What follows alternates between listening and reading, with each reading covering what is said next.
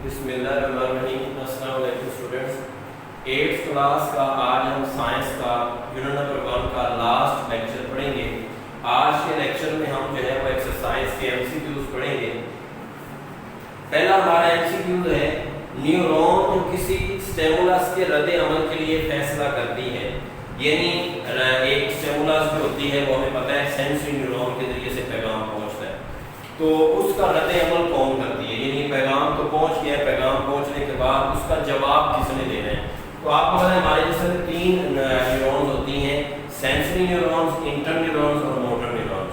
तो जो जवाब देने वाली होती है वो होती है मोटर न्यूरॉन्स। तो पहले का आपका जवाब हुआ मोटर न्यूरॉन। मोटर न्यूरॉन इसलिए क्योंकि सेंसरी न्यूरॉन के जरिए से पैगाम पहुंचता है और इंटर न्यूरॉन दरमियान में राब्ते का काम करती है सेंसरी और मोटर न्यूरॉन के दरमियान, और मोटर न्यूरॉन से जवाब लेके वापस आती है, रद्द अमल देती है। यानी सेंसरी न्यूरॉन अगर अमल करती है तो मोटर न्यूरॉन उसका रद्द अमल करती है, यानी सेंसरी न्यूरॉन अगर एक्शन करती है तो मोटर न्यूरॉन उसका रिएक्शन होता है।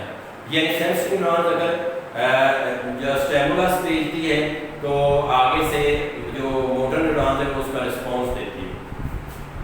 दूसरा है न्यूरॉन के हिस्से जो पैगामात रसूल करते हैं वो आपके दंदानेदार हिस्से आपने पढ़े हुए हैं, डेंड्राइट्स। डेंड्राइट्स वो हिस्से हैं जो जिल्द के अंदर धंसे होते हैं, जो पैगामात को वसूल करते हैं। अगला है एमसीक्यू बेटा कि दिल की धड़कन को कंट्रोल करता है। मैंने आपको बताया था कि हमारे जिस्म, हमारे दिमाग का सबसे अहम हिस्सा जो है वो कौन सा है, मेडुल्ला ऑब्लांगेटा, क्योंकि वो बड़े अहम 3 काम करता है। खुराक को हजम करता है, दिल की धड़कन को कंट्रोल करता है और सांस के रफ्तार को कंट्रोल करता है। तो दिल की धड़कन का काम हो गया मेडुल्ला ऑब्लांगेटा का, तो इसका जवाब हो गया मेडुल्ला ऑब्लांगेटा।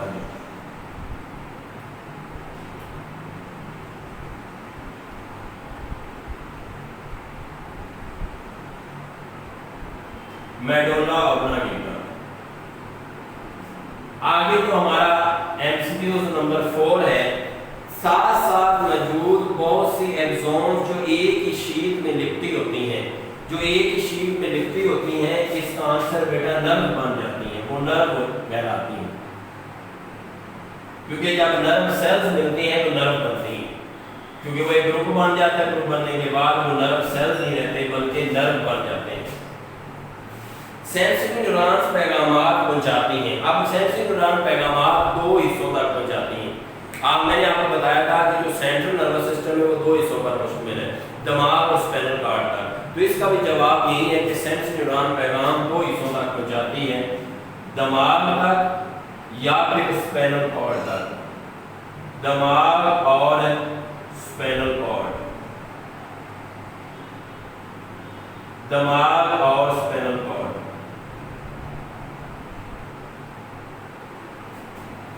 अगला 6 है दिमाग का हिस्सा जिसके मुतासर होने के बाद जिस्मानी हरकत दुरुस्त तौर पर अंजाम नहीं दी जा सकती। तो दिमाग के अंदर जो मतलब आर्गन होता है, जो दिमाग का हिस्सा होता है जो जिस्म की हरकत में तवाज़ुन कायम करता है, वो है सेरिबेलम। सेरिब्रम नहीं, सेरिबेलम जिसमें नाम आता है सेरिबेलम। तो सेरिबेलम वो हिस्सा है जो हमारे जिस्मानी तवाज़ुन को कायम रखता है, और ये सेरिब्रम के पिछले हिस्से में मौजूद होता है, सेरिबेलम। सेरिबेलम ये जैसे जैसे नाम लिखे हुए हैं बिल्कुल यही नाम इंग्लिश में भी ऐसे ही है, यानी ये क्योंकि सारे इंग्लिश वालों को उर्दू में लिख रहे हैं। ब्रेन है तो इसकी जगह पे ब्रेन, दिमाग है उसकी जगह पे ब्रेन लिखा होगा, ब्रेन एंड डेंड्राइट्स। अगला है जब आप दांत में दर्द महसूस करते हैं तो इसकी वजह क्या होती है। पहला लिखा हुआ है दांत में कैविटी, तो दांत में कैविटी हो तो इसका मतलब ये नहीं कि दर्द शुरू हो जाती है।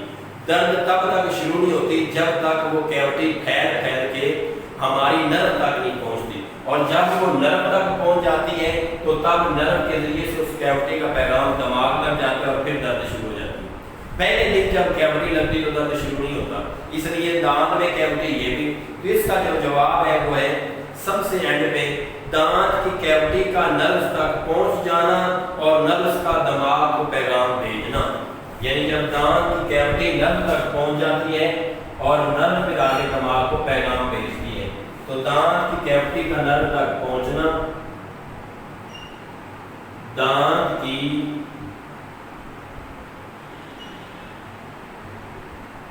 کیوٹی کا نرو تک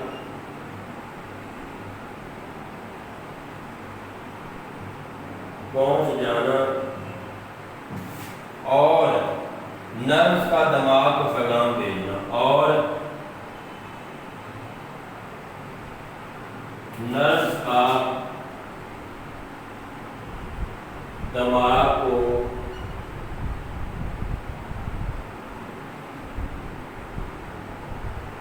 پیغام بھیجنا۔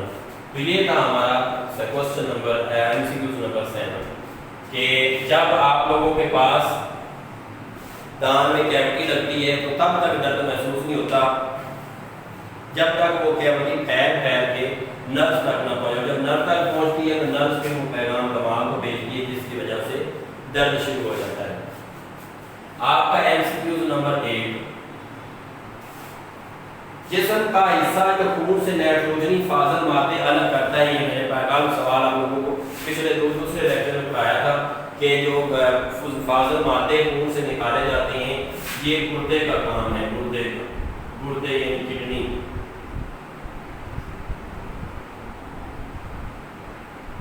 کڈنی کیا کرتی ہے؟ خون سے فاضل مادے الگ کرتی ہے۔ 9واں سوال ہے، نیفرون کا حصہ جہاں فلٹریٹ سے مفید مادوں کا خون میں دوبارہ انضاب ہوتا ہے۔ جب میں نے آپ کو بومین کیپسول کی ڈائیگرام سمجھانے کے بعد اگلا ایک ٹاپک پڑھایا تھا جس میں ہم نے صرف اور صرف بومین کیپسول اور گلومیرولس دو چیزوں کو ڈسکس کیا۔ اس ٹاپک میں میں نے بتایا تھا کہ کیا ہوتا ہے کہ جو بومین کیپسول ہوتا ہے اس میں گلومیرولس ہوتا ہے، ایک پیارانما ساخت ہوتی ہے، اس میں گلومیرولس ہوتا ہے، گلومیرولس پیارانما ساخت ہوتی ہے، اس کے اندر بومین کیپسول میں کیلریز ہوتی ہیں۔ جب خون کیلریز میں آتا ہے تو وہاں سے فاضل مادے اور کچھ ضروری مادے بھی آگے گلومیرولس میں چلے جاتے ہیں۔ جب وہاں سے ہوتا ہوا وہ دوسری کوائل کے بعد کلیکٹنگ ڈکٹ میں پہنچتا ہے تو کلیکٹنگ ڈکٹ میں خون میں جو مفید مادے گلومیرولس میں آ جاتے ہیں ان کو دوبارہ جذب کر کے خون میں بھیج دیا جاتا ہے، ساتھ اگر کوئی زیادہ پانی آ گیا تو پانی کو بھی خون میں بھیج دیا جاتا ہے، اور باقی جو ہے وہ کلیکٹنگ ڈکٹ کے ذریعے سے پیلوس میں جا کے پیشاب بننا شروع ہو جاتا ہے۔ تو اب سوال یہ تھا کہ کہاں پہ دوبارہ انضاب ہوتا ہے؟ پہلا انضاب تو بومین کیپسول اور گلومیرولس میں پہلے آپشن میں ہوتا ہے، جو اگلا جو ہوتا ہے وہ ڈسٹل ٹیوبول اس کو کہتے ہیں، کلیکٹنگ ڈکٹ کہتے ہیں، وہاں پہ جا کے اس کا دوبارہ انضاب ہوتا ہے۔ تو اس کا جو جواب ہے وہ آپ رینل ٹیوبول اور کلیکٹنگ ڈکٹ میں سے ایک اس کا جواب ہے۔ تو دوبارہ جب اس کا انضاب ہوتا ہے تو وہ ہوتا ہے رینل ٹیوبول کے گرد بہت ساری خون کی کیلریز ہوتی ہیں، تو رینل ٹیوبول، یہ رینل ٹیوبول جو ہے وہ کلیکٹنگ ڈکٹ سے تھوڑا سا پیچھے ہوتی ہے۔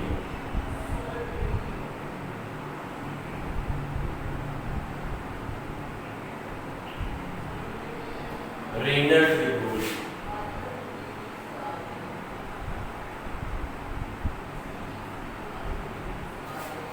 رینل ٹیوبول آپ کا جو اگلا MCQ ہے بیٹا وہ ہے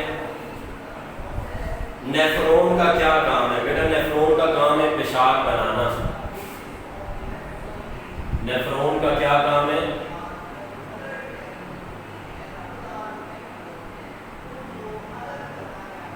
پیشاب بنانا۔ آگے آپ کی ایکسرسائز میں کچھ سوال ہیں، ان کو ہم ڈسکس کرتے ہیں۔ پہلا سوال ہے خون درج ذیل کے اہم حصوں کے نام لکھیں، four brain, hind brain, neuron, نیفرون، یہ آپ نے سارا پڑھا۔ اگلی ایکسرسائز میں جتنے بھی سوال ہیں ان کو آپ ایک دفعہ دیکھ لیجیے گا۔ کوئی میں نے جو پورا چیپٹر پڑھایا ہے میں نے ہر ایک کے ساتھ ساتھ بتایا بھی تھا کہ یہ کون سا سوال بنتا ہے۔ اس کے باوجود ایکسرسائز میں سے اگر کوئی آپ کو سوال نہ سمجھ آئے تو آپ واٹس ایپ میں مجھ سے ان باکس میں پوچھ سکتے ہیں، یا پھر جب ویڈیو دیکھ رہے ہوتے ہیں یوٹیوب پہ تو کمنٹس باکس میں کمنٹس کر کے پوچھ سکتے ہیں، میں آپ کو آپ کے سوال کا جواب دے دوں گا۔ اب ہم جو ہے کل جو ہے انشاءاللہ تعالیٰ اس 8 کلاس کی سائنس کا جو دوسرا چیپٹر سٹارٹ کریں گے. پہلا چیپٹر اللہ کی فضل و کرم سے ہم نے کمپلیٹ کر لیا اور یہ ہمارا کمپلیٹ ہوا ہے 16 یا 17 لیکچر کے اندر. تو اگلا لیکچر کیونکہ یہ چیپٹر تھوڑا سا لینتھی تھا اس لیے ٹائم لگا, تو اگلے